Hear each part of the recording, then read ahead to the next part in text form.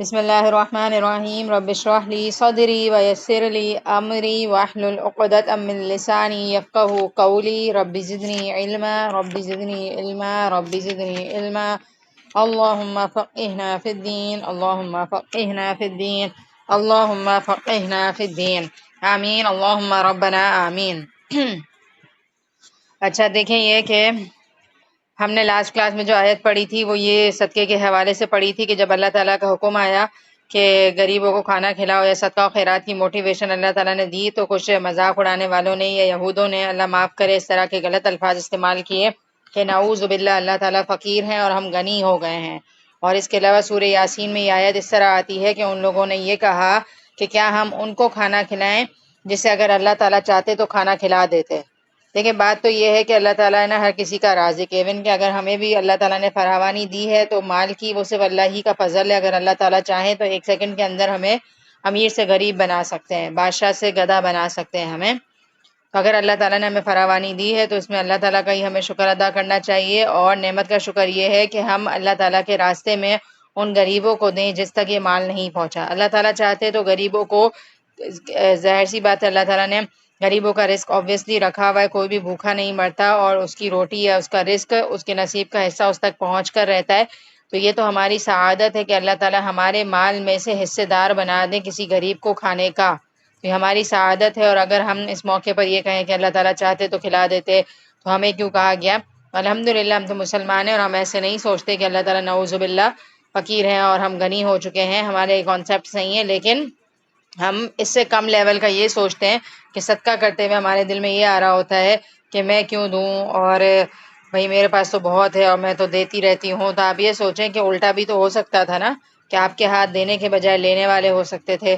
تو اگر اللہ تعالیٰ نے ہمارے ہاتھوں کو دینے والا رکھا ہے نا، گیون ہینڈز ہیں ہمارے، تو یہ بہت بڑی نعمت ہے، اور اللہ تعالیٰ کو ہمیشہ دینے والا ہاتھ پسند ہے لینے والے کے مقابلے میں۔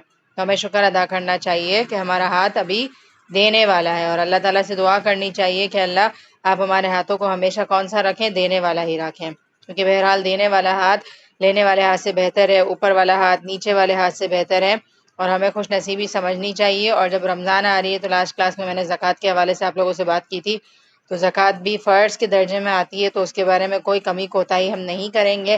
زکوٰۃ تو ہمیں ہر صورت نکالنی ہے، اور صحیح کیلکولیشن چیک کر لیا کریں، کیونکہ ہر سال گولڈ کا ریٹ کافی بڑھ جاتا ہے۔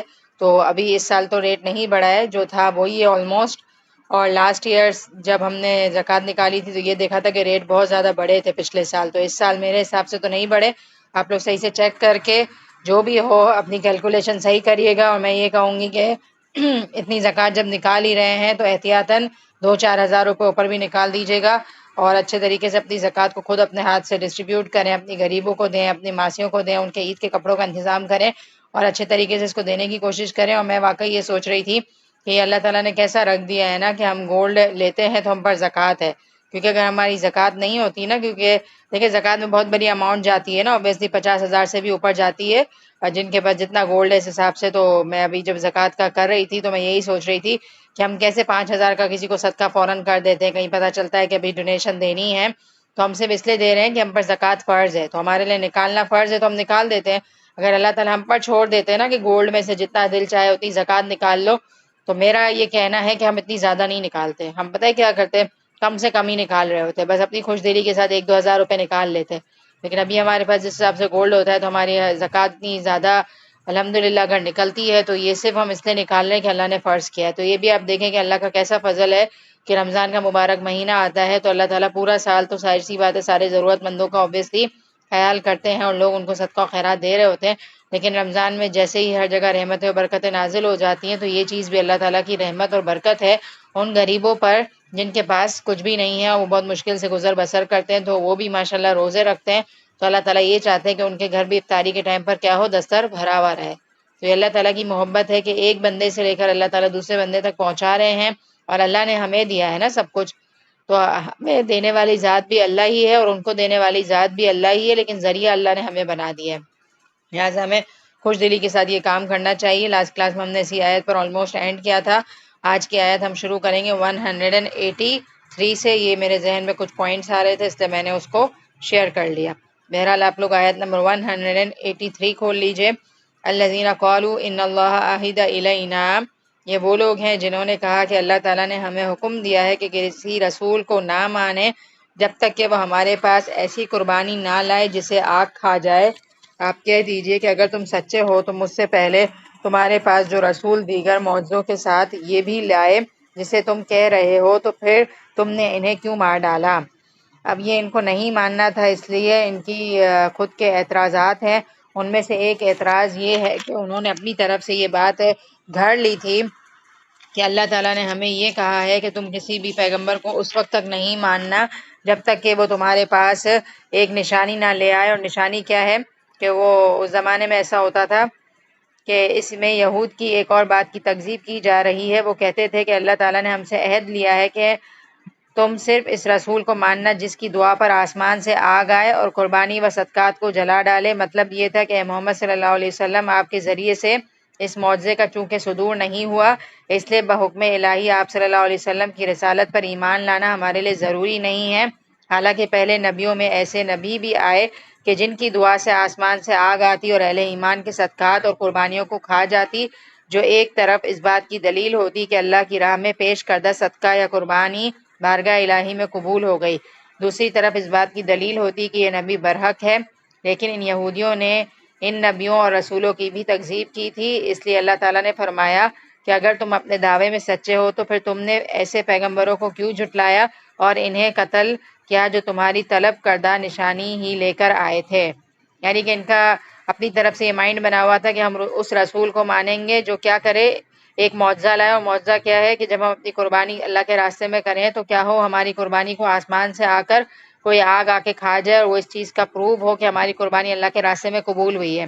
تو چونکہ آپ صلی اللہ علیہ وسلم کو اللہ تعالیٰ کے حکم سے یہ معجزہ نہیں ملا تھا، تو ان کو یہ شوشہ مل گیا کہ اب ہم آپ صلی اللہ علیہ وسلم کو اس لیے نہیں مانیں گے کیونکہ یہ نبی یہ معجزہ نہیں نازل کرتے۔ تو اللہ تعالیٰ ان سے یہ کہہ رہے ہیں کہ جو پچھلے پیغمبر بھی گزرے ہیں نا تمہاری تاریخ میں، تو وہ تو یہ معجزہ کر رہے تھے، لیکن پھر بھی تم نے کیا کیا تھا، ان میں سے بھی کسی رسول کی تکذیب کی تھی اور نعوذ باللہ ان کو قتل کیا تھا۔ تو اصل مقصد اس آیت کا یہی ہے کہ ان کو ماننا نہیں تھا، اور جب انسان کو ماننا نہیں ہوتا نا تو وہ پتہ ہے کیا کرتا ہے، صاف منع نہیں کرتا بلکہ طرح طرح کے بہانے کر دیتا ہے۔ تو ہم بہانوں سے لوگوں کو تو بہلا لیں گے لیکن اللہ کو نہیں ہم چیٹ کر سکتے۔ ٹھیک ہے، جب انسان دھوکہ دے رہا ہوتا ہے نا تو اس کو ایسا لگتا ہے کہ وہ سامنے والے انسان کو دھوکہ دے رہا ہے، تو اللہ تعالیٰ قرآن میں یہ کہتے ہیں کہ سامنے والے کو تو آپ دھوکہ دے کر چپ کرا لو گے لیکن اللہ کو دھوکہ نہیں دے سکتے، کیونکہ اللہ تعالیٰ دلوں کے حال کو جانتے ہیں۔ اس کی مثال میں آپ کو کافی دفعہ دے چکی ہوں کہ اگر آپ میں سے کوئی شخص، الحمدللہ یہاں بہت سارے لوگ کلاس کے لیے موجود ہیں لیکن اکثریت کا یہ حال ہے کہ کلاس کے لیے کہا جاتا ہے تو نہیں آ رہے ہوتے ایزیلی، بہت زیادہ انسسٹ کرنا پڑتا ہے، طرح طرح سے فورس کرنا پڑتا ہے۔ تو اگر وہ مجھے بالفرض ایز اے ٹیچر عذر دے دیں کہ بھئی یہ مصروفیت ہے، ہم دوپہر کو مصروف ہوتے ہیں، تھوڑا سا ہم ریسٹ کرتے ہیں، صبح سے اٹھے ہوئے ہوتے ہیں، پھر بچوں کو پڑھانا ہوتا ہے تو ہم کلاس نہیں کر پاتے، یا ہماری یہ مصروفیت ہے، یا ہمارے کام بہت ہیں، ہم بہت بزی ہیں، تو دیکھیں آپ اپنے بہانوں سے نا اپنے آپ کو بہلا رہے ہیں، سامنے والے کو آپ کیا کر لیں گے۔ تو جب انسان کو کوئی چیز نہیں ماننی ہوتی نا تو وہ صاف طور پر منع نہیں کرتا۔ اب آپ میں سے اکثر لوگ صاف طور پر یہ نہیں کہیں گے کہ نہیں بھائی میں کلاس نہیں لوں گی، بلکہ پتہ ہے کیا کہتے ہیں اکثر لوگ، میرا بہت کیا کہتے ہیں ایکسپیرینس ہے اس بارے میں کہ میں جن لوگوں کو کلاس کی طرف بلاتی ہوں تو جب ان لوگوں کا انٹرسٹ نہیں ہوتا نا تو لوگ اس طرح کہہ دیتے ہیں، صاف منع نہیں کر دیتے کہ نہیں ہم نہیں آ سکتے آپ کی کلاس میں، بلکہ وہ بہانہ ضرور کرتے ہیں۔ تو ہمیں بھی جب کوئی بات نہیں کرنی ہوتی نا، اب یقین مانیں بہانہ کرتے ہیں۔ اب آپ اپنے بچوں کو ہی چیک کر لیں کہ ان کو کوئی چیز نہیں کرنی ہوتی نا، مثال کے طور پر آپ جیسے مغرب کی نماز کے لیے کھڑے ہوئے، تب آپ نے اپنے بچوں سے کہا کہ بیٹا ہوم ورک تھوڑی دیر کے لیے چھوڑ کے مغرب پڑھو، تو بچہ جو ہے نا آپ کو صاف منع نہیں کرے گا۔ بچوں کے اندر بھی یہ چیز ہوتی ہے کہ وہ بہانے کرنا شروع کر دیتے ہیں، ہاں تھوڑی دیر بعد پڑھ رہی ہوں، یا یہ عشاء پڑھ لوں گی، یا اس طرح سے صاف منع نہیں کرتا۔ کہتے ہیں نا کچھ لوگوں کو نہیں بولنے نہیں آ رہا ہوتا، وہ ایک مذاق میں والی بات کہتی ہے کہ نہیں کہہ سکتے کچھ لوگ، تو دنیا کے معاملے میں بھی نہیں کہہ پا رہے ہوتے تو آخرت کے معاملے میں بھی نہیں کہہ پا رہے ہوتے۔ تو اگر آپ کو نہیں کرنا تو آپ یہ سوچ لیں کہ اگر آپ سامنے والے کو اپنے عذر بہانوں سے بہلا بھی لیں گے تو آپ اپنے دل پر ہاتھ رکھ کر پوچھیں کہ کیا آپ اللہ کو بہلا لیں گے، کیونکہ اللہ تو دلوں کے حال جانتے ہیں، اللہ کو تو پتہ ہے کہ آپ کے پاس ٹائم بھی ہے اور آپ کر بھی سکتے ہیں، آپ کے پاس مالی صلاحیت بھی ہے، آپ کے پاس جسمانی بھی صلاحیت ہے، تو اگر آپ پھر بھی نہیں کر رہے تو آپ اپنے آپ کو دھوکہ دے رہے ہیں۔ ٹھیک ہے، فَإِن كَذَّبُوكَ فَقَدْ كُذِّبَ رُسُلٌ مِّن قَبْلِكَ جَاءُوا بِالْبَيِّنَاتِ وَالزُّبُرِ وَالْكِتَابِ الْمُنِيرِ۔ پھر بھی اگر یہ لوگ آپ کو جھٹلائیں تو آپ سے پہلے بہت سے رسول جھٹلائے گئے جو روشن دلیل صحیفے اور منور کتاب لے کر آئے. یعنی کہ آپ صلی اللہ علیہ وسلم کو اس آیت کے اندر تسلی دی جا رہی ہے کہ لوگ اگر نہیں مانتے اور ان کا کام آپ کو جھٹلانا ہی ہے تو آپ یاد رکھیے کہ آپ سے پہلے بھی بہت سارے رسول آئے تھے جن کو روشن کتابیں اور ہر چیز دی گئی تھی، پھر بھی ان کو جھٹلایا گیا. تو کل نفس ذائقۃ الموت، ہر نفس کو موت کا مزہ چکھنا ہے. یہ آیت کافی ڈرا دیتی ہے انسان کو، لیکن حقیقت ہے. اب جب حقیقت ہے تو حقیقت سے ہم جان نہیں چھڑا سکتے. حقیقت تو بہرحال انسان کو آ کر رہتی ہے، حقیقت سے انسان منہ نہیں موڑ سکتا. جب انسان کی موت لکھی ہوئی ہے تو آبویسلی وہ آئے گی بھی، اور اللہ تعالیٰ نے یہ کہہ دیا کہ ہر کسی کو موت کا مزہ چکھنا ہے. اور یہ حقیقت ہے کہ موت کا جو ایک تکلیف ہے نا، وہ اس دن ہی میں اور میری امی ڈسکس کر رہے تھے کہ برحق ہے. قبر کا عذاب بھی برحق ہے اور موت کی تکلیف بھی برحق ہے. لیکن ہم یہی بات کر رہے تھے کہ جیسے دنیا سے اللہ معاف کرے کچھ جوان موتیں ہو گئی تھیں ہمارے جاننے والوں میں، تو میں اور امی اس دن یہی ڈسکس کر رہے تھے کہ کس طرح سے لوگ چلے گئے ہیں اور تھوڑے دن ہمیں اثر رہتا ہے اور پھر ہم واقعی ویسے ہی ہو جاتے ہیں. اور پھر ہم یہی سوچ رہے تھے کہ والدہ ہیں تو بچے کے بغیر بہت مشکل ہے، یہ وہ نا ساری چیزیں ہم لوگ ڈسکس کر رہے تھے. تو میں یہی کہہ رہی تھی کہ ہم جو ہے نا کبھی بھی رک کر یہ نہیں سوچتے کہ جو شخص دنیا سے چلا گیا ابھی اس کا کیا ہو رہا ہوگا، وہ قبر میں گیا ہوگا، اس کے مراحل ہوں گے، وہ پاڑ لگا کہ نہیں پاڑ لگا، یہ ہماری تھنکنگ ہوتی ہی نہیں ہے. میت گھر سے اٹھی، دفنا کے آ گئے، اس کے بعد ہم سوچتے ہی نہیں، ہماری سوچ اس طرف جاتی ہی نہیں ہے. رات کو سوچتے بھی نہیں ہے کہ اس کی پہلی قبر کی رات ہوگی. ہم یہی سوچ رہے ہوتے ہیں کہ اس کی ماں کا کیا ہوگا، اس کی بیوی کا کیا ہوگا، اس کے بچوں کا کیا ہوگا. پہلے بھی جب بھی کسی کی ڈیتھ ہوتی ہے تو پہلا سوال یہی پوچھتے ہیں کہ شادی شدہ تھا، بچہ والا تھا، جو بھی تھا. تو آپ دیکھیں نا کسی کے جانے سے دنیا رکتی نہیں ہے، اس کا حکم تھا اور اللہ تعالیٰ نے بلا لیا تو دنیا تو سیٹل ہو ہی جائے گی آج نہیں تو کل. اصل میں جو گیا اس کے بارے میں ہمیں سوچنا چاہیے اور دل سے دعا کرنی چاہیے کہ اللہ اس کے مراحل کو آسان کر دے. تو ہم یہی ڈسکس کر رہے تھے کہ کل نفس ذائقۃ الموت، کہ ہر نفس کو موت کا مزہ چکھنا ہے. اور جو موت، ملک الموت جب ہماری روح قبض کرتا ہے تو اس کی ایک تکلیف ہوتی ہے.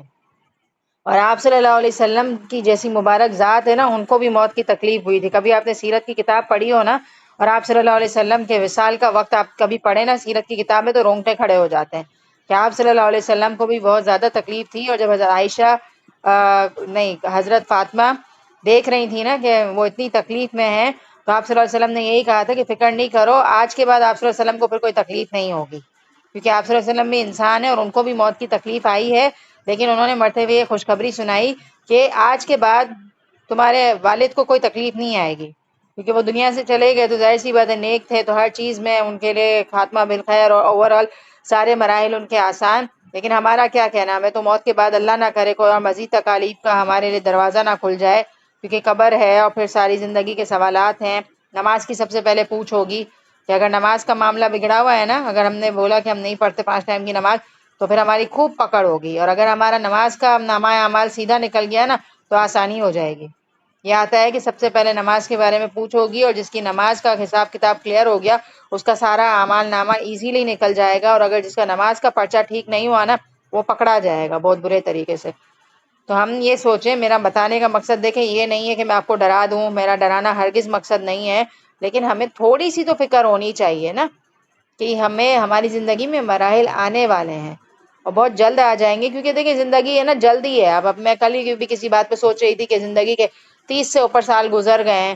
30 سال کیا کیا ہم نے، ہمیں کچھ بھی یاد نہیں ہے. اسکول لائف بھول چکے، کیا کرتے تھے، کچھ بھی روٹین آپ یاد کریں آپ کو یاد نہیں آئے گی کہ آپ کب صبح اٹھتے تھے، کس طرح سے ناشتہ کرتے تھے، یا کیا آپ کی روٹین تھی.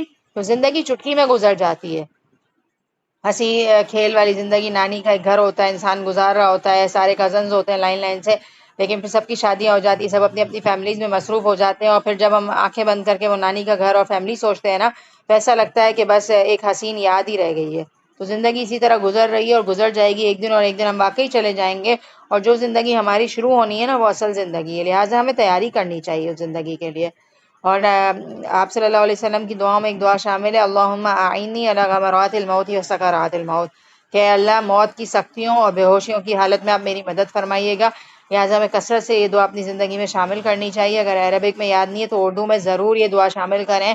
لیکن ہر انسان کو اپنی زندگی میں روز روز کے لیول پر جنت مانگنی چاہیے، جہنم سے پناہ مانگنی چاہیے، عذاب قبر سے پناہ مانگنی چاہیے، اور اس کے علاوہ موت کی سختی سے پناہ مانگنی چاہیے. میرے حساب سے یہ دعائیں ہمارے لیے ضروری ہیں. اور جب ہم مانگیں گے تو انشاءاللہ اللہ تعالیٰ ہمارے لیے بہت آسانی کریں گے.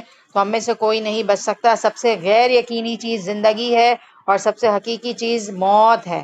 وَإِنَّمَا تُوَفَّوْنَ أُجُورَكُمْ يَوْمَ الْقِيَامَةِ، اور تمہیں پورا پورا دیا جائے گا تمہارا اجر قیامت کے دن.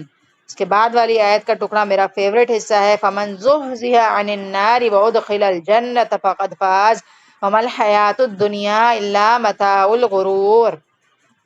پس جو شخص اس دن آگ سے بچا لیا گیا اور جنت میں داخل ہو گیا وہ کامیاب ہے. اللہم اجعلنا منہم، اللہ ہم سب کو ان لوگوں میں شامل کر لے جس کو یہ کامیابی نصیب ہو جائے کہ اس کو آگ ٹچ تک نہ کرے اور وہ جنت میں داخل کر دیا جائے. تو یہ ہے اصل کامیابی. کامیابی یہ نہیں ہے کہ بحیثیت امت مسلمہ ہم جنت میں عذاب سہ کے کروڑوں سال بعد جنت میں جائیں اور ہم کہیں کہ ہم کامیاب ہو گئے. تب آپ دیکھیں کہ ایسی تکلیف گزارنا بہت مشکل ہے. کو پتہ ہے جہنم کی آگ کتنی سخت ہے. ایک نماز چھوڑنے کا عذاب کتنا زیادہ ہے، لیکن ہم کتنا لائٹ لے رہے ہوتے ہیں. فجر قضا ہو جاتی ہے تو کوئی ہمیں فکر نہیں ہوتی، عشاء پڑھے بغیر ہم سو رہے ہیں، شام میں کہیں باہر نکلے تو عصر ایسے قضا کرتے ہیں جیسے کوئی بات ہی نہ ہو. تو نمازوں کی پابندی کریں، کیونکہ بے نماز انسانوں کو اللہ معاف کرے جہنم کی آگ ضرور ٹچ کرے گی. اور ہم اپنی اولادوں کو نماز کا پابند بنائیں. ہمارے گھر میں جو بھی بچے بلوغت کی حالت میں بیٹھے ہوئے ہیں ان پر نماز فرض ہے. یہ بات میں بار بار صرف اس لیے کہتی ہوں کہ ہم اپنے بچوں کو 8-9 سال کی عمر سے نماز کا پابند بنائیں تاکہ 12-13 سال کی عمر میں ان کی نماز پکی ہو جائے، وہ ایک نماز چھوڑنے کا تصور بھی نہ کر سکیں. اپنی نمازوں کو چیک کریں، اپنے بچوں کو نماز کا پابند بنائیں، کیونکہ فمن زحزح عن النار، جو آگ سے بچا لیا گیا، وہ دخل الجنت، اور جنت میں داخل ہو گیا، فقط فاز، یہ ہے اصل کامیابی. تو اس کامیابی کی ہم سب کو فکر ہونی چاہیے. ہم سب کی کوشش ہونی چاہیے کہ میں اس کامیابی کا حصہ بنوں، میرے گھر والے اس کامیابی کا حصہ بنے، اور کان کھول کر ہم سن لیں وَمَا الْحَيَاةُ الدُّنْيَا إِلَّا مَتَاعُ الْغُرُورِ، دنیا کی زندگی دھوکے کا سامان ہے. یہ دنیا کی زندگی دھوکا ہے. تو ہم سوچیں کہ ہمیں فیل ہوتا ہے کہ یہ دھوکا ہے. دھوکا کیا چیز ہوتی ہے؟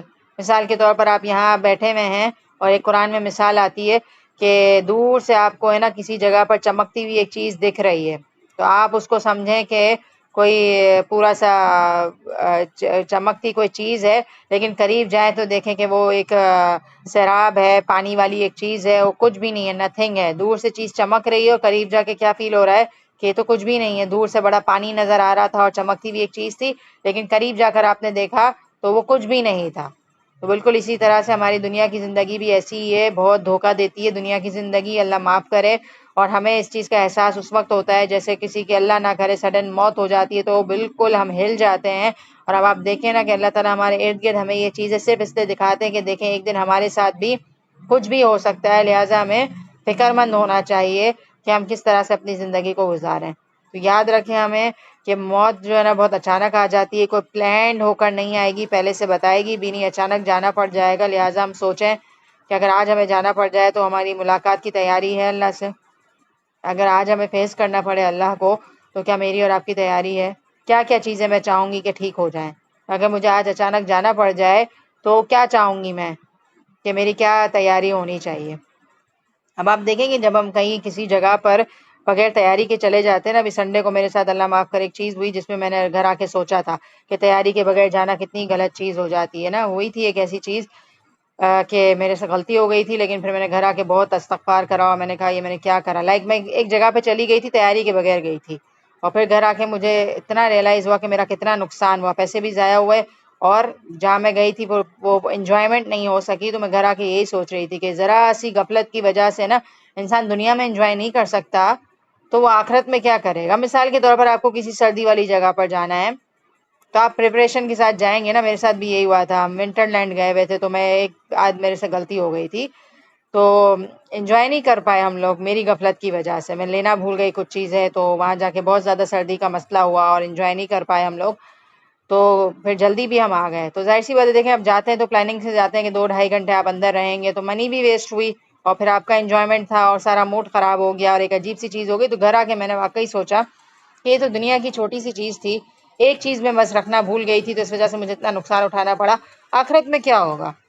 وہاں تو مجھے ہمیشہ کے لیے جانا ہے، پلٹنے کا کوئی راستہ نہیں ہوگا. سب سے زیادہ افسوس کی بات اور پریشانی کی بات یہ کہ وہاں سے پلٹیں گے نہیں ہم، جو چلے گئے نا لوگ دنیا سے وہ واپس نہیں آئے آج تک اور نہ آئیں گے، بلکہ ایک دن ہم چلے جائیں گے یہاں سے، وہاں سے واپسی کا راستہ نہیں ہے، یہاں سے جانے کا راستہ کھلا ہے لیکن وہاں سے آنے کا راستہ نہیں کھلا۔ تو سوچیں اگر ہم تیاری کے بغیر چلے گئے، قبر میں ہم گئے، ہماری آنکھ کھلی اور ہمارا حساب کتاب شروع ہوا تو ہم کیا جواب دیں گے ملک الموت کو، اس کو جو قبر میں ہم سے سوال کرنے آئیں گے، منکر نکیر، وہ پوچھیں گے نمازی ہو کہ نہیں ہو، تو ہم کیا جواب دیں سکتے اپنا، اور بہت مشکل اٹھانی پڑتی ہے ہمیں۔ اور دوسرا یہ کہ جب ہم انسان ٹریولنگ پر ہوتا ہے نا، مسافر کی حالت میں ہوتا ہے، تو وہ کیا کرتا ہے اپنے ساتھ سامان کیسا رکھتا ہے، کم سے کم رکھتا ہے نا، تاکہ اس کو زیادہ بوجھ نہیں اٹھانا پڑے۔ تو دنیا کی زندگیوں کو ہم نے بھر بھر کے رکھا ہے، بھر بھر کے رکھا ہے، خواہشات کا بوجھ ہے ہمارے اوپر، ہماری الماریاں بھری پڑی ہوئی ہیں، تو سامان بھی زندگی کا کم سے کم رکھیں تاکہ ہم سارا وقت انہی میں مشغول نہ ہو جائیں۔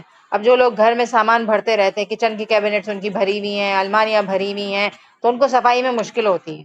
تو ایک طریقہ رکھیں کہ جب آپ اپنے گھر میں کوئی نئی چیز لاتے ہیں نا، کوئی نئے باکس لا رہے ہیں کچن میں آپ پلاسٹک کے، تو پرانے آؤٹ کر دیں اور ان ضرورت مندوں کو دے دیں جو خوشی خوشی آپ کی یوز چیزیں بھی خوشی سے یوز کرتے، شکر گزاری کے ساتھ وہ یوز کر رہے ہوتے ہیں۔ اور ہم اتنے ناشکر ہیں، نئی نئی چیزیں لا کر بھی ہمارے اندر شکر نہیں آتا، لیکن غریب ہماری چیزیں لے کے خوش ہو رہے ہوتے ہیں، ہمارے کپڑے لے کے خوش ہو رہے ہوتے ہیں، طریقے طرح سے پہن رہے ہوتے ہیں، دھیان دھیان سے، اور ہم اللہ معاف کرے کیا کر رہے ہیں اپنی دنیا کی زندگی کا، ہم نے کیا کر رکھا ہے۔ تو یہ آیت جو ہے نا آگے بڑھنے جیسی نہیں ہے، کل نفس ذائقۃ الموت، ہر نفس کو موت کا مزہ چکھنا ہے، وانما توفون اجورکم یوم القیامہ، تمہیں پورا پورا بدلہ دیا جائے گا قیامت کے دن، فمن زحزح عن النار وادخل الجنۃ فقد فاز، تو جو کوئی شخص آخرت کے دن جہنم کی آگ سے بچا لیا گیا اور جنت میں داخل کر دیا گیا وہ کامیاب ہے۔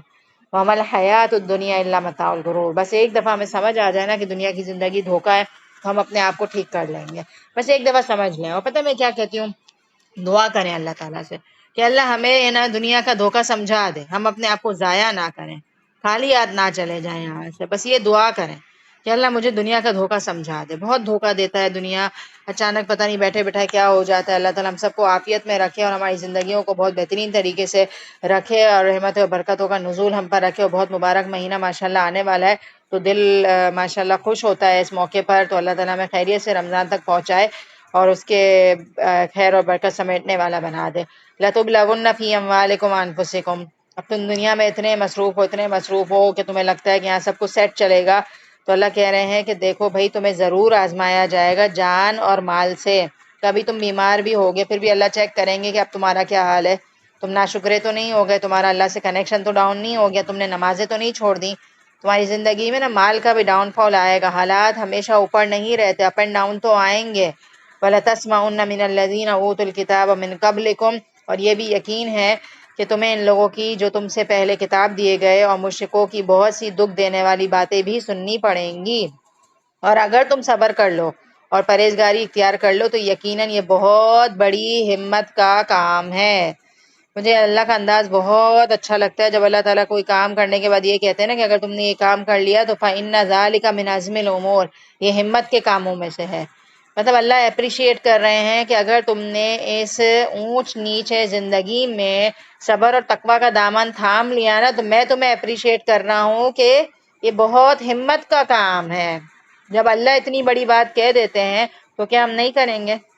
مثال کے طور پر اگر ہمارے شوہر جو ہے نا، ہم گھر کی تھکن کا اظہار کریں، ہماری ٹیچر نے بڑے اچھے طریقے سے آیت سمجھائی تھی، ان کی بس کچھ باتیں ایسی ہیں کہ ہمیشہ یاد رہ گئی ہیں، بڑا اچھا اسٹائل تھا اور بڑا پریکٹیکل وہ بات کرتی تھی کہ شوہر جو ہے نا گھر سے تھکے ہوئے آئیں آفس سے اور آپ اپنا رونا روئیں کہ بھائی میں تو پورا دن گھر کی صفائی کرتی رہی، بچے ہمارے ہوں، بچوں کو دیکھ رہی تھی، کھانا پکایا، یہ کیا وہ کیا، پتہ نہیں کیا کیا ہم شروع ہو جائیں تو ہمارے شوہر ہمیں کیا کہیں گے؟ تم نے کون سا بڑا کام کر لیا، ساری دنیا کی عورتیں کرتی ہیں، کہیں گے نا؟ یہی کہیں گے نا، اپریشیٹ تو نہیں کرتے آدمی۔ لیکن اللہ کیا کہہ رہے ہیں کہ اگر تم زندگی میں اونچ نیچ پر صبر کر لو گے نا، اپنے آپ کو نیگیٹو ریئیکشن سے روکنا ہے، صبر از نیگیٹو ریئیکشن سے روکنا، کوئی بھی تکلیف آ رہی ہے زبان سے کوئی غلط بات نہ نکلے، زبان کو سیل ہے، اپنے دونوں ہونٹوں کو ملا لیں ٹائٹ سے تو آواز نہیں نکلے گی باہر، ٹھیک ہے؟ اور تقویٰ، اللہ کا ڈر کہ اللہ نے یہ مشکل بھیجی، اللہ میرے لیے راستہ نکالیں گے، اور اللہ کا ڈر یہ ہے کہ اب میں وہ اسٹیپ لوں گی جو اللہ کو ناراض نہیں کرے گا بلکہ اللہ کا پسندیدہ ہوگا، اللہ کی محبت میں اچھا کام ہی کروں گی میں۔ تو یہ اگر آپ نے کر لیا نا تو اللہ آپ کو اپریشیٹ کر رہے ہیں کہ تم نے بڑی ہمت کا کام کیا ہے۔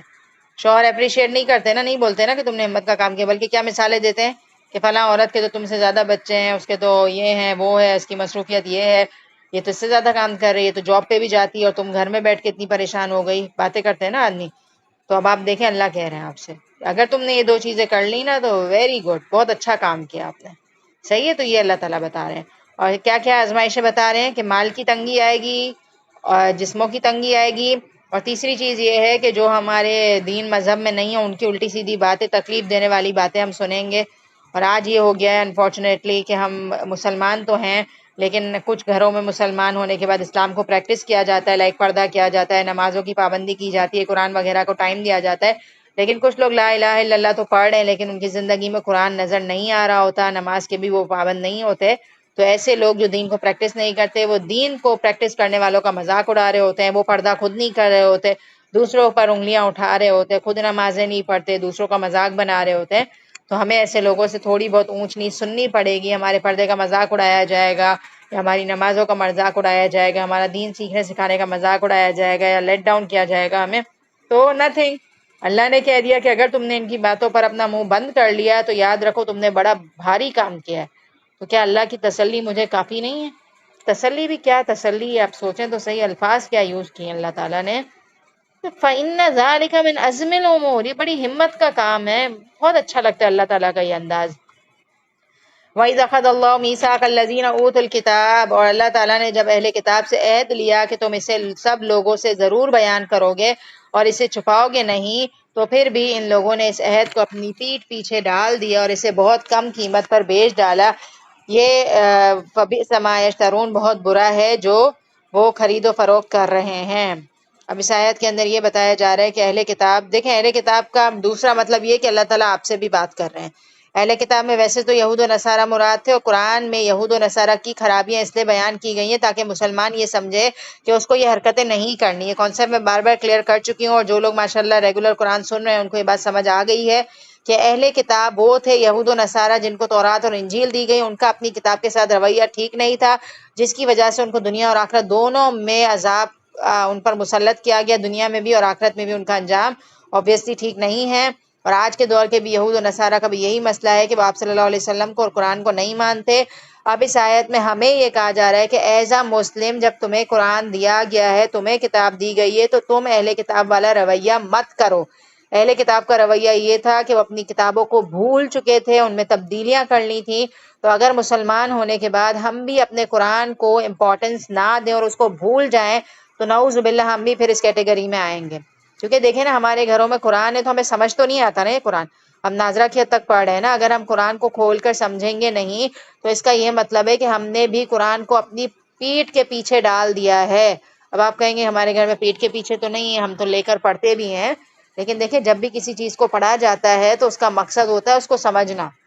اب آپ دیکھیں کہ آپ کے بچے جب انگلش کی آپ کو ریڈنگ سنا رہے ہوتے ہیں تو جان نہیں چھڑاتے ہم کہ اس کو ریڈنگ بس آ جائے پڑھنے، ہم آدھا آدھا پیراگراف کر کے میننگ پوچھ رہے ہوتے ہیں اور چھوٹے چھوٹے نا پینسل سے لکھ کے بھی دے رہے ہوتے ہیں. اس طرح پڑھاتے ہیں نا ہم تاکہ بچے کو سمجھ تو آئے، یا پڑھاتے ہی جاتے ہیں. ایون کہ اردو میں بھی اگر کوئی بچہ کچھ ریڈ کر رہا ہے تو ہم روک کر پوچھتے ہیں کہ اسٹوری سمجھ آ رہی ہے آپ کو کہ نہیں آ رہی ہے. تو جب ہم دنیا میں اتنے کانشیس ہیں تو آخرت کے بارے میں ہمارا رویہ صحیح کیوں نہیں ہے؟ ٹھیک ہے.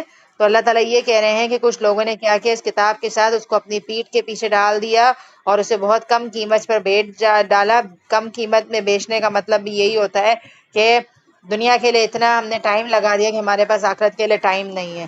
یعنی کہ قرآن کے علم کی جگہ ہم نے دنیا کو اتنا ٹائم دے دیا کہ ہم نے قرآن کا علم پیچھے کر دیا اور دنیا کے علم کے پیچھے اتنا نکل گئے. تو اللہ تعالیٰ کہہ رہے ہیں کہ جو تم خرید و فروخت کر رہے ہو نا، کہ دین دے کر دنیا لے رہے ہو، یہ تم صحیح نہیں کر رہے ہو. صحیح ہے نا؟ سمجھ آ رہی ہے بات؟ مثال کے طور پر ہماری زندگی جو ہے نا، ہمیں کچھ وقت تو اللہ کے لیے نکالنا ہے نا. لائک مثال کے طور پر 24 آورز میں سے 2 گھنٹے یا 1 گھنٹہ ہفتے کا ہم نکال سکتے ہیں اللہ کا دین سیکھنے کے لیے. اگر ہم وہ بھی نہیں نکال رہے تو اللہ یہ کہہ رہے ہیں کہ جو تم اس ٹائم کو ہے نا، اس قرآن سیکھنے کے ٹائم کو جو دنیا کے پیچھے لگا رہے ہو نا، تو تم گھاٹے کا سودا کر رہے ہو. یہ کیسی خرید و فروخت ہے کہ دنیا کے پیچھے بھاگ کر تم آخرت کا نقصان کر دو؟ تو اللہ کہہ رہے ہیں کہ بہت بری چیز ہے جو تم کر رہے ہو.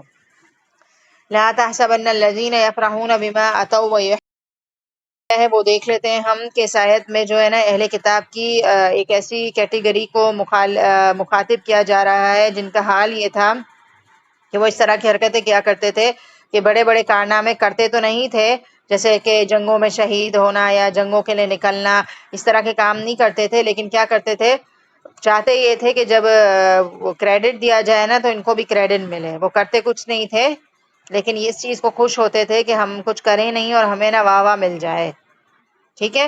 تو اس میں ہمیں بھی یہی بات سمجھائی جا رہی ہے، اگر ہم دیکھیں کہ جو لوگ اپنے کرتوتوں پر خوش ہیں اور چاہتے ہیں کہ جو انہوں نے نہیں کیا اس پر بھی ان کی تعریفیں کی جائیں، یعنی کہ مسلمان بڑے بڑے کارنامے کر رہے ہوتے تھے اور وہ بڑے بڑے کارنامے نہیں کرتے تھے، اینڈ ٹائم پر آ جاتے تھے مال غنیمت لینے کے لیے اور یہ ایکسپیکٹ کرتے تھے کہ ہم نے جنگوں میں چاہے شرکت کی یا نہیں کیے، بس ہماری واہ واہ کی جائے، محنت ہم نہ کریں لیکن ہمیں کریڈٹ دیا جائے۔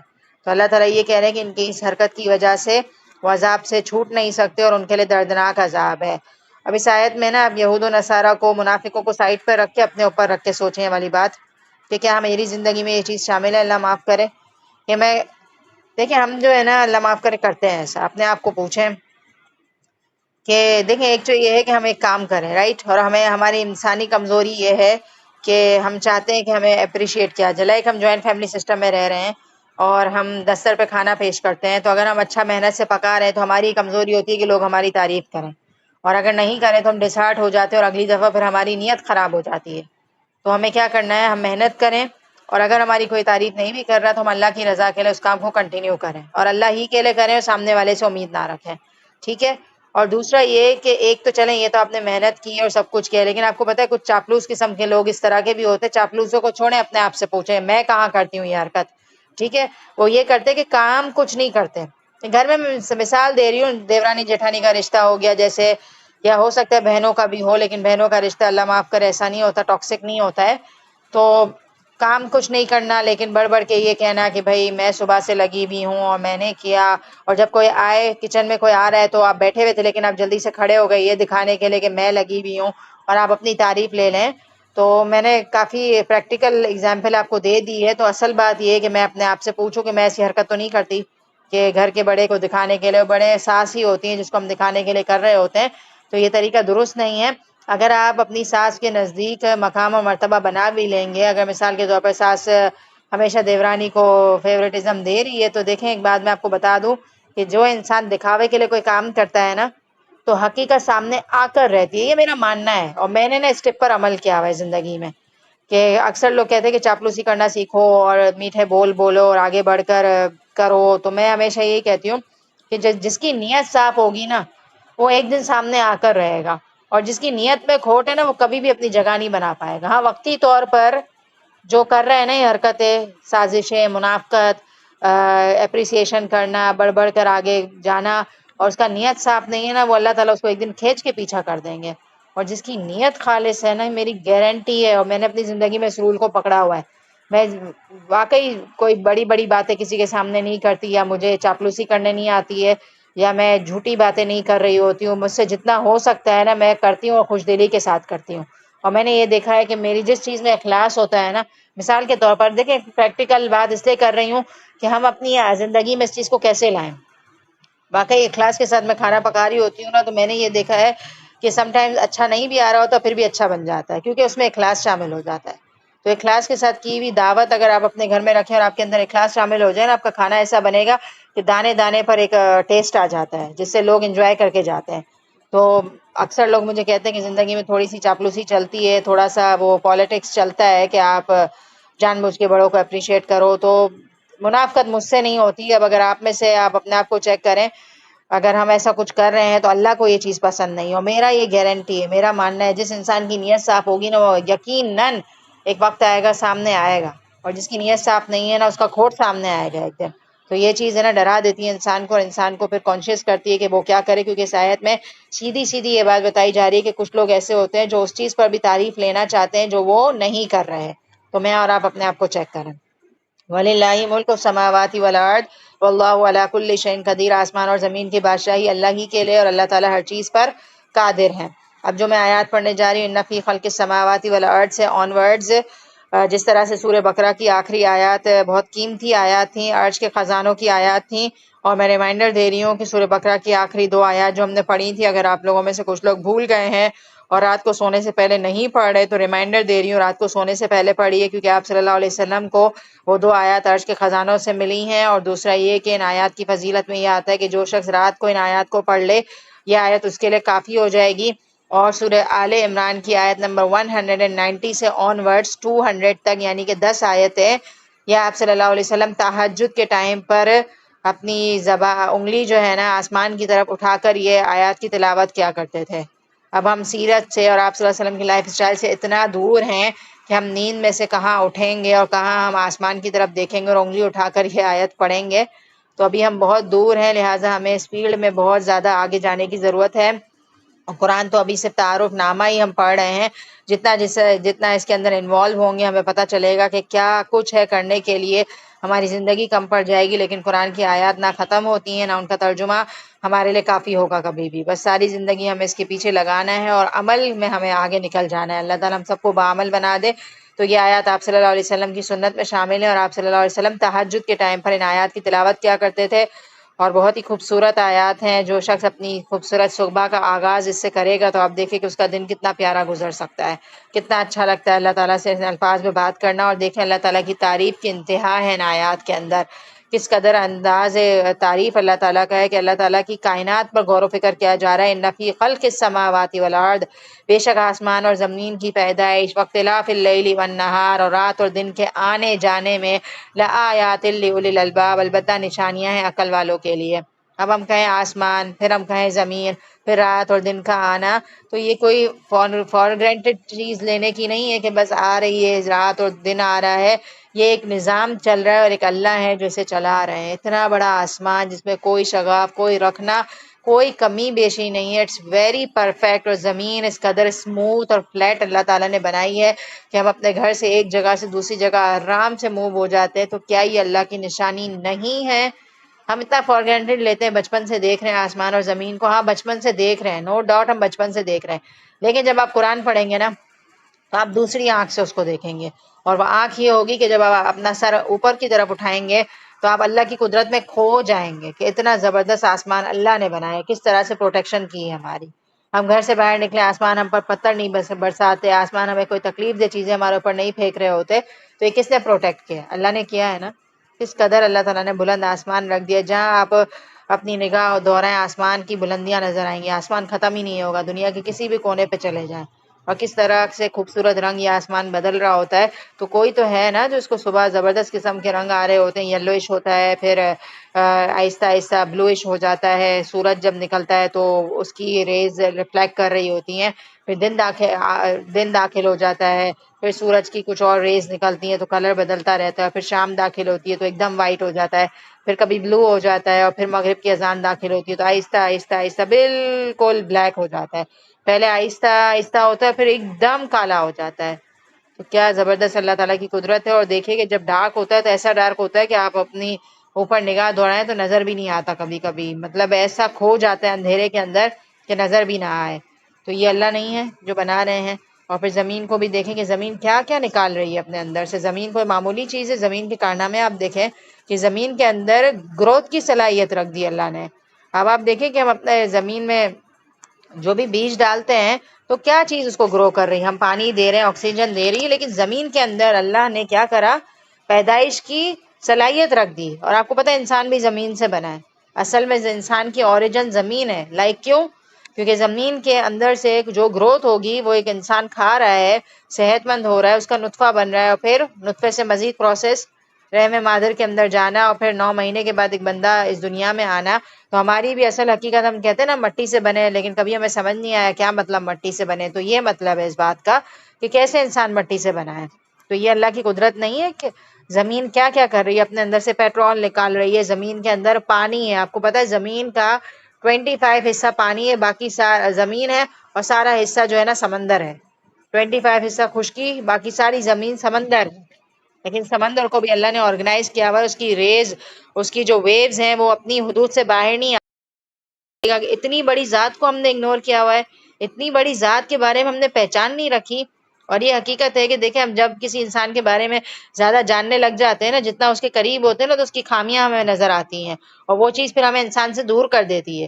اب آپ نے کسی سے دوستی کی ہے تو اب آپ دیکھیں کہ ایک حد تک تعلق صحیح ہے، اگر آپ بہت زیادہ اس سے دوستی کرنے لگ جائیں تو پھر مزید کیا بولتے ہیں، رنجشیں بھی بڑھتی ہیں، ناراضگیاں بھی بڑھتی ہیں. تو ایک کہتے ہیں نا لمٹ میں تعلق صحیح رہتا ہے، اعتدال ہر چیز میں اچھا ہے.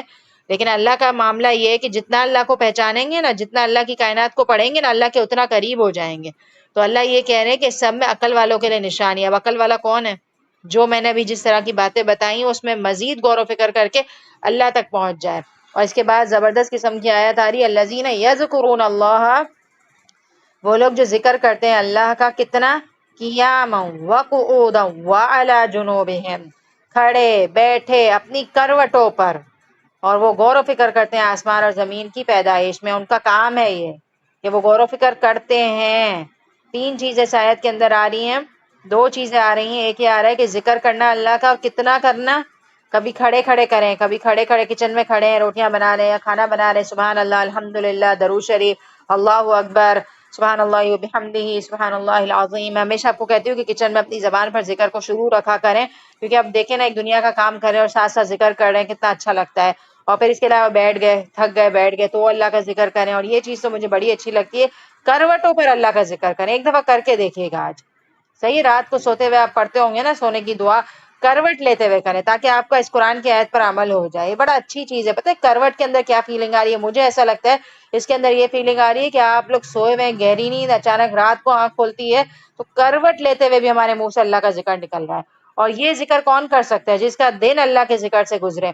جو انسان دن میں جو کام کرتا ہے نا، وہ نیند میں بھی وہی کام کر رہا ہوتا ہے. تو اتنا اللہ کا ذکر ایٹ لیسٹ کریں کہ کبھی ہماری آنکھ کھلے تو آتا ہے کہ ہم ذکر کریں.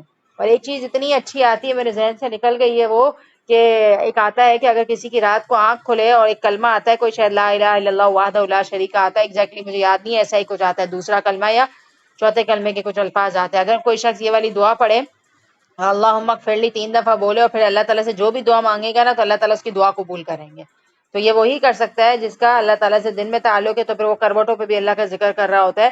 اور دوسری چیز اس آیت کے اندر یہ آ رہی ہے کہ یہ کرنے کا کام ہے. وَيَتَفَكَّرُونَ، اور کرو، تم کیا کرو؟ غور و فکر کرو. کس میں؟ فی خلق السماوات والارض. تو آج میں نے جس طرح کی آیتیں بتائیں اور آپ نے غور و فکر کیا، آپ کا ذہن اور کھلا، تو یہ بھی ہم نے ایک عبادت کی ہے بیٹھے بیٹھے. آپ کو پتہ ہے اللہ کی کائنات میں جو انسان غور و فکر کر رہا ہے نا، وہ عبادت کی حالت میں ہوتا ہے.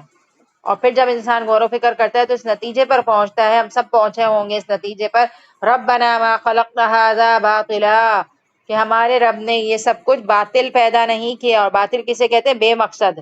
تو اب آپ بتائیں، اب اس نتیجے پر پہنچے کہ اتنی بڑی زمین، اتنا بڑا آسمان کیوں بنا دیا اللہ نے؟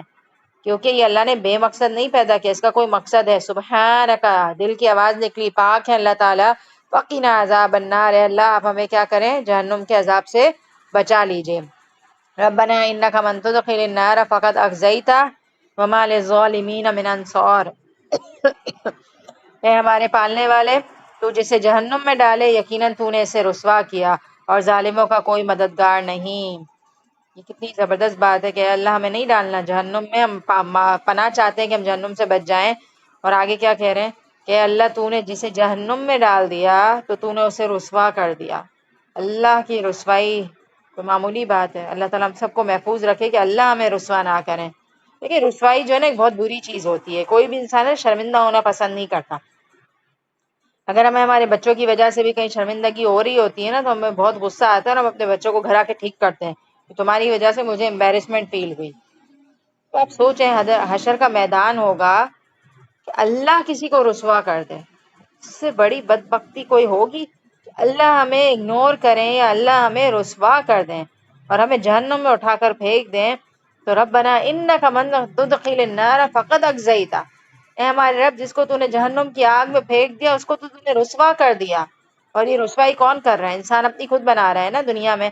یا تو وہ اچھے کام کر لے، اللہ کی تعریف لے لے، لیکن انسان نہیں کر رہا تو پھر اللہ تعالیٰ پھر جہنم میں پھینک کے بھول جائیں گے. وما للظالمین من انصار، اور ایسے لوگوں کے لیے کوئی مددگار نہیں ہے. ربنا اننا سمعنا، اے ہمارے رب ہم نے سنا کہ منادی کرنے والے با آواز بلند ایمان کی طرف بلا رہا ہے. منادی کرنے والا کون ہے؟ آپ صلی اللہ علیہ وسلم ہے جو ہمیں ایمان کی طرف بلا رہے ہیں. تو اے ہمارے رب، اپنے رب پر ایمان لاؤ. تو ہم ایمان لے آئے. یا الہی اب تو ہمارے گناہ معاف فرما دے اور ہماری برائیاں ہم سے دور کر دے اور ہماری موت نیکوں کے ساتھ کر. اے ہمارے پالنے والے معبود، ہمیں وہ دے جس کا وعدہ تو نے ہم سے اپنے رسولوں کی زبانی کیا ہے اور ہمیں قیامت کے دن رسوا نہ کرنا، یقیناً تو وعدہ خلافی نہیں کرتا۔ بس اللہ تعالیٰ نے ان کی دعا قبول فرما دی کہ تم میں سے کسی کام کرنے والے کے کام کو خواہ وہ مرد ہو یا عورت میں ہرگز ضائع نہیں کروں گا، بس آپس میں تم ایک دوسرے کے ہم جنس ہو۔ اس لیے وہ لوگ جنہوں نے ہجرت کی اور اپنے گھروں سے نکال دیے گئے اور جنہیں میری راہ میں ایذا دی گئی اور جنہوں نے جہاد کیا اور شہید کیے گئے، میں ضرور ان کی برائیاں ان سے دور کر دوں گا اور بالیقین انہیں ان جنتوں میں لے جاؤں گا جن کے نیچے سے نہریں بہہ رہی ہیں۔ یہ ہے ثواب اللہ کی طرف سے اور اللہ تعالیٰ ہی کے پاس بہترین ثواب ہے۔ اب ان آیات کے اندر انسان اللہ تعالیٰ سے دعا کر رہا ہے کہ اللہ تعالیٰ ہم تو رسول پر ایمان لائیں اور ہمیں آپ سیدھا راستہ دکھائیے اور ہم سے جو وعدے آپ نے کیے رسول کی زبانی وہ سارے پورے کیجیے اور ہمیں قیامت کے دن رسوا نہیں کیجیے۔ تو اللہ تعالیٰ آیت نمبر 195 میں یہ بشارت دے رہے ہیں کہ اللہ تعالیٰ نے ایسے لوگوں کی دعائیں قبول فرما لیں اور ان کو یہ موٹیویشن دی کہ اللہ تعالیٰ تمہارے عمل کو ضائع نہیں کرے گا، اور جو بھی اللہ کے راستے میں کسی بھی قسم کی تکلیف دیا جائے گا اور دنیا کی زندگی کو اچھے طریقے سے گزارے گا تو ایسے لوگوں کو اللہ تعالیٰ خوشخبری دے رہے ہیں کہ ان کے گناہوں کو ان سے دور کر دیا جائے گا اور ان کو جنت میں داخل کیا جائے گا، اور یہ اللہ ہی